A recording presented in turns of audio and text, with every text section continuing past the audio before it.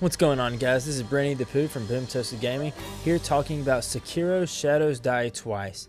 Now, I've been looking forward to this game for a while, and it's finally out. So now we're just going to talk about some of the things that I like and other things we've noticed. And so maybe if you're considering getting it, then maybe this will be the video that you need.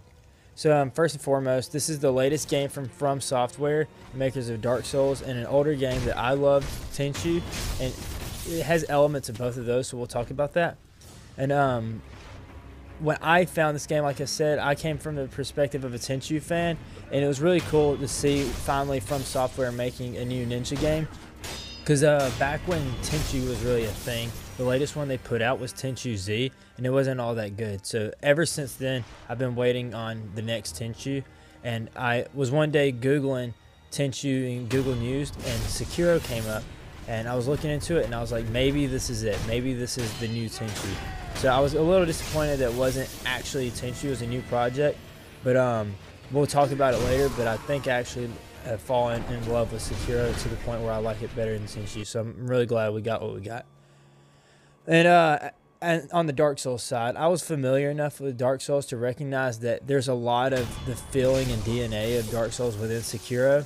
And its main core tenet that it's extremely hard is also definitely in there.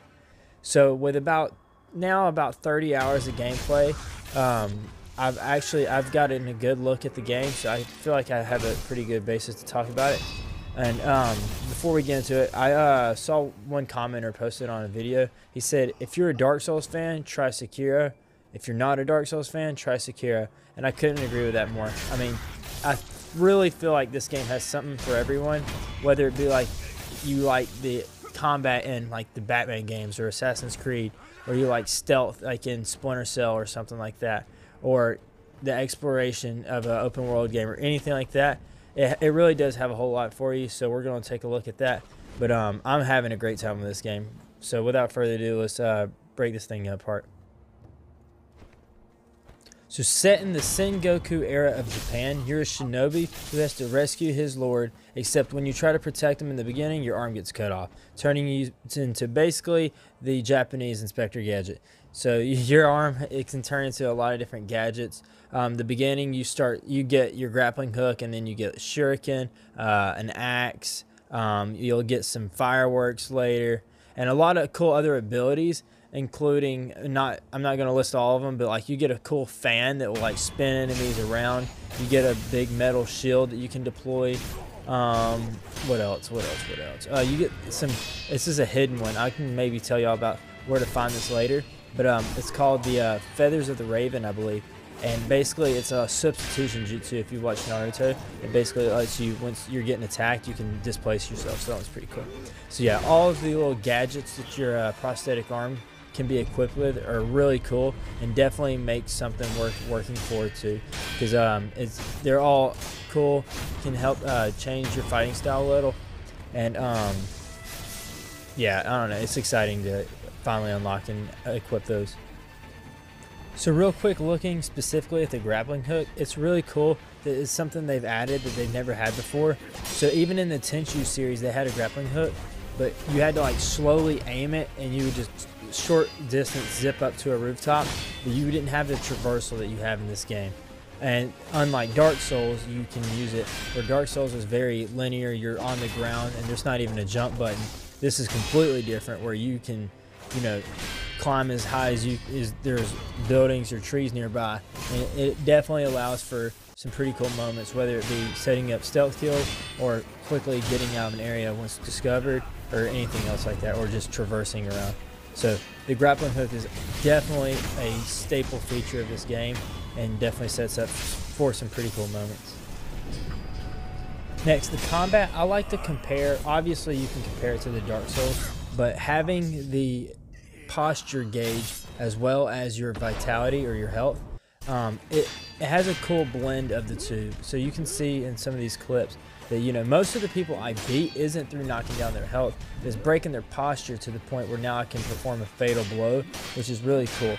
And I would compare this to like a much more skill-based version of like the Assassin's Creed fighting or something like that, where it actually feels like you're like flashing swords. You know, you hear that metal to metal, you're constantly parrying or deflecting swords, and it gives you a really good feeling whenever you beat that enemy, especially like a boss fight who you're really fighting to take down. I've heard it compared to For Honor. I haven't played it personally, so I don't know.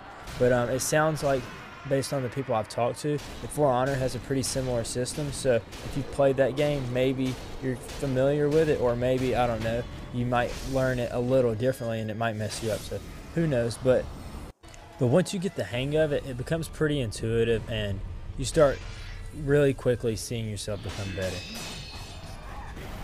Now, taking a look at stealth. Now, this was something that was really important to me, especially since this is the continuation in part of Tenchu, which is a complete stealth game.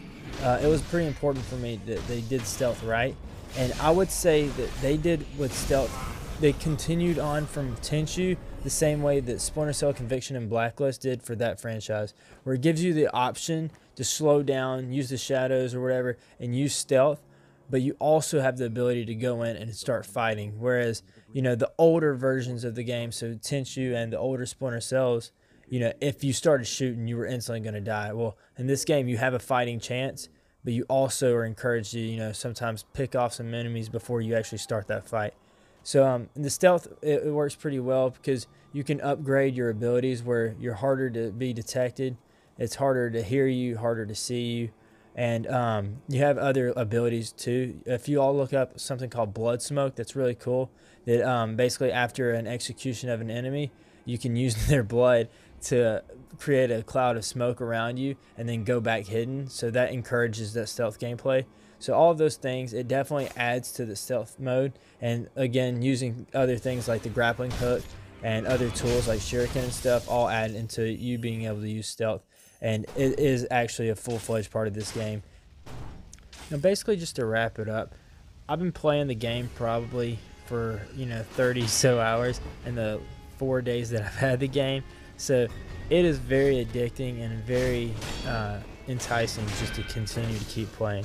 It has some absolute replayability, I think, in there, whether it be through the awesome story it has, the upgradability to whether that's be with your prosthetic arm, your ninjutsu abilities, or all the different types of abilities you can unlock, and all the different routes and little paths and hidden areas that you can find. It definitely has stuff to keep going and keep learning about the game and stuff. It's really cool to keep digging into, and it definitely adds that replayability and addictive factor to the game. And lastly, guys, before I close this video out, I asked a friend who is really into Dark Souls how he's liking this game since he's been playing it alongside me. And he said, comparing it to Dark Souls, it's definitely a slower paced game, but more strategic. He likes the posture concept, which definitely changes up the combat, which as a result, he said, may cause shorter boss fights, but in a way more skill-based boss fights.